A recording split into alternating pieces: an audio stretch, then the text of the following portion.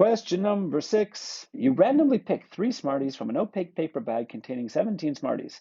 6 are red, 6 are green, 5 are pink. You select the Smarties one at a time without replacing any of the Smarties. Fill in the probabilities in the text boxes on the probability tree below and calculate the probability of drawing 1 green, 1 red, 1 pink Smartie in any order.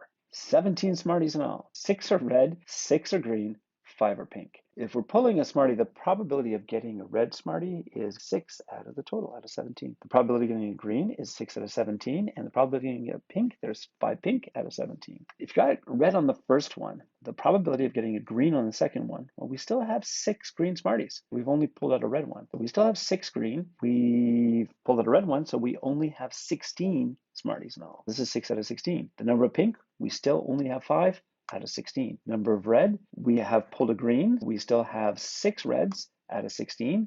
We pulled a green, so we still have 5 pink out of 16.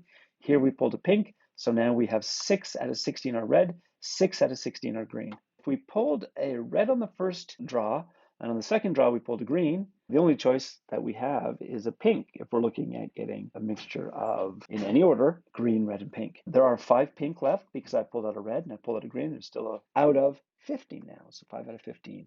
The number of greens, 6 out of 15. The number of pinks, 5 out of 15. The number of reds, 6 out of 15. The number of greens, 6 out of 15. The number of reds, 6 out of 15. We multiply going down the branches. The probability of getting red, then getting green, then getting pink is 6/17 times 6/16 times 5/15. I noticed the 5 and the 15 reduce nicely. I'm going to divide the top and bottom both by 5. 5 divided by 5 is 1. 5 into 15 is 3 times. Then I notice 3 and the 6 go into each other. So 3 goes into 3 once, 3 goes into 6 twice. Notice this 6 and 16. 2 goes into 6 3 times. 2 goes into 16 8 times. Notice the 2 and the 8. 2 goes into 2 once, 2 goes into 8 4 times. That's all I can reduce. On the top, I'm left with a 3, and on the bottom, I have 17 times 4, which is 68. So we have 3 over 68.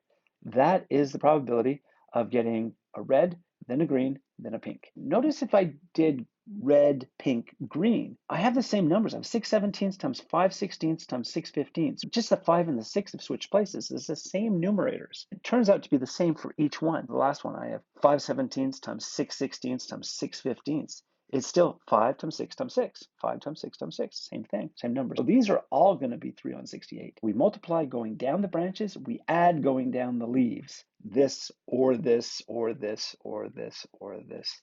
Also, the other rule is if you're using or, you're going to be adding them. How did we get a red and green and a pink? When you're using ands, you multiply.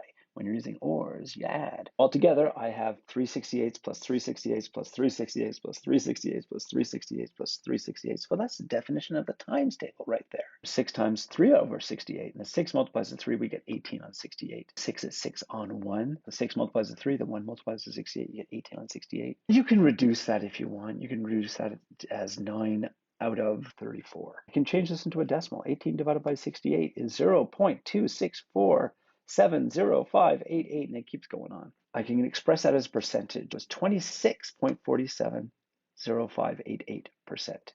And that is it for question number 6. Have a good day.